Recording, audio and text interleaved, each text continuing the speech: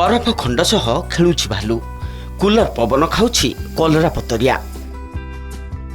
प्रचंड खरारु रक्षा पाई पशुंको खुआड़कू बाउंश ताटी और नड़ा चाल घोड़ा जाइछि। नियमित भावे ठंडा पानी स्प्रे करा जाउछि। ग्लूकोज ओआरएस और महू सह पानीय जल जोगाई दिया जाउछि। तृणभोजी पशुंकु तरभुज आखु काकुड़ी अमृतभंडा और सालाड भली ठंडा खाद्य दिया जाउछि। भालू आ बाघ के बरफ खंड दिया होचे माने भालू बरफ साए खेलुतर जेंटा कि पर्यटक मान के भी आकृष्ट करूचे। तार संगे आपण जदी देखबे भालू खुआड़ आ बाघ खुआड़ जेंटा सेने कूलर आ एयर कंडीशनर व्यवस्था कराई छे। आ खाली बाघ भालू के समान प्राधान्य नै देवर तार संगे सब पशु पक्षी प्राधान्य दउछन।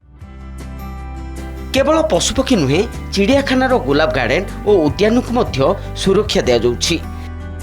ग्रीन नेट लगा जाई नियमित पानी सिंचन करा जाउछि।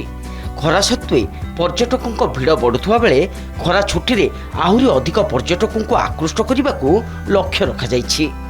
वर्तमान चिड़ियाखानार 28 खुआड़े 18 प्रजातिर प्राय 350 पशुपक्षी रहिछन्ति। 17टी जाक एनक्लोजर को आम नड़ा एवं बाउंश द्वारा कभर करिछु। सकाळ 11टारू नहीं दिन 3टा पर्यंत वाटर स्प्रेइंग स्प्रिंकलर माध्यम एवं प्रत्येक एनक्लोजर रे पानी व्यवस्था 24x7 रहुछि। सबु एनक्लोजर रे वाटर पूल मध्य करिछु जहा द्वारा दिन बेले से माने पानी रे रही परिबे। समर पाई आमे इलेक्ट्रोलाइट सप्लीमेंट्स मध्य सबु जंतु को दउछु। स्पेशल डाइट मध्य जंतु मानक पई आमे करिछु। 28टी खुआड़े बाउंश नड़ार छाई व्यवस्था कर जाई पशुपक्षी को सीधाचल खरारु रक्षा करा जाउछि। संबलपुर कैमरा पर्सन नीलू साहू सह समीर षडंगी रिपोर्ट नंदीघोष टीवी।